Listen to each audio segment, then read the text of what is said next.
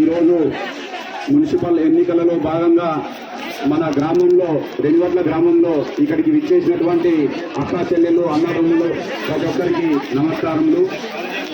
ముఖ్యంగా ఏంటంటే ఈరోజు మన గ్రామానికి ఎన్నికల ప్రచారం కోసం నరేందర్ రెడ్డి మాజీ ఎమ్మెల్యే రావడం జరిగింది.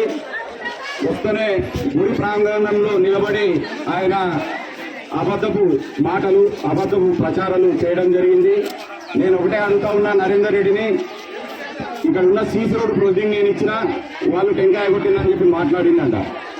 నేను అడుగుతా ఉన్నా, నీవు ఇచ్చిన ప్రొసీడింగ్ ఏడుందో తీసుకురా ఈ గుడి ప్రాంగణానికి, లేకపోతే ముక్కు నేలకు రాయి అని చెప్పి నేను ఈ సందర్భంగా అడుగుతా ఉన్నా.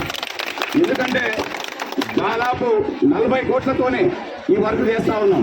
40 కోట్లతోనే మన రెనివట్ల గ్రామం నుండి మోమినాపూరు, గనవన్బండ, ఆవులపూర్ వరకు బీటీ రోడ్డు నిర్మాణం, సీసీ రోడ్డు, డ్రైనేజీలు దాదాపు 40 కోట్లతో నిర్మాణం చేస్తా ఉన్నాం. ఈ రోడ్డు మేము తీసుకొచ్చినాం. మన ప్రభుత్వం, మన రేవంత్ అన్న, మన తిరుపతి అన్న ఇచ్చిన రోడ్డు ఇది. నరేందర్ రెడ్డి ఈడ నిలబడి మాట్లాడుతాడంటే గుడి ప్రాంగణంలో అబద్ధపు మాటలు, అబద్ధపు ప్రచారం.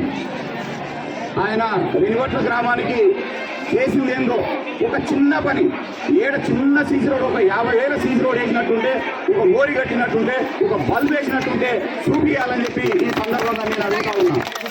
లేనిపోని మాటలు చెప్పి, మాయ మాటలు చెప్పి ప్రజలని మభ్య పెట్టకండి. దయచేసి ఈ ఎన్నికల సందర్భంగా రెనివట్ల గ్రామ ప్రజలను ఒకటే కోరుతా ఉన్నా, మన గ్రామంలో 5 కౌన్సిలర్ వార్డులు ఉన్నాయి. 5 కూడా కాంగ్రెస్ తరఫున నిలబడ్డ అభ్యర్థులు ఉన్నారు. వారికి భారీ ఎత్తున ప్రతి ఒక్కరు ఓటేసి గెలిపిస్తారని కోరుకుంటున్నా. ఏంటంటే మనం ప్రభుత్వం అధికారంలో ఉంది, మీకు పెన్షన్ కావాలన్నా, ఆడపడుచులకు పుట్టు మిషన్ కావాలన్నా, రైతు బంధు కావాలన్నా, రైతు భరోసా కావాలన్నా, ఇంద్రమ్మ ఇల్లు కావాలన్నా, కరెంటు కావాలన్నా, ఏది కావాలన్నా మన ప్రభుత్వమే చేస్తుంది. మేమున్నాం, అధికారంలో ఉన్నాం.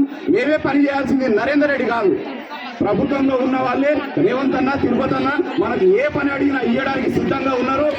మన గ్రామాన్ని దాదాపు రాబోయే రోజుల్లో ఈ ఎన్నికలు ముగిసిన వెంటనే 100 కోట్లతోనే, మన రెనివట్ల గ్రామంలో 100 కోట్లతోనే నిర్మాణం, సీసీ రోడ్లు కానీ, డ్రైనేజీలు కానీ, ఇందిరమ్మ ఇల్లు కానీ నిర్మాణాలు చేపట్టబోతున్నాం. కాబట్టి టీఆర్ఎస్ వాళ్ళు కానీ, బీజేపీ వాళ్ళు కానీ చెప్పే మాయ మాటలకు మోసపోకండి. భారీ ఎత్తున 5 మంది అభ్యర్థులకు ఓటేసి గెలిపిస్తారని కోరుకుంటున్నా ఉన్నాం. జై కాంగ్రెస్, జై కాంగ్రెస్, కాంగ్రెస్, జై రేవంత్ అన్న, జై రేవంత్ అన్న, జై తిరుపతి అన్న, జై తిరుపతి అన్న. ధన్యవాదాలు మిత్రులారా.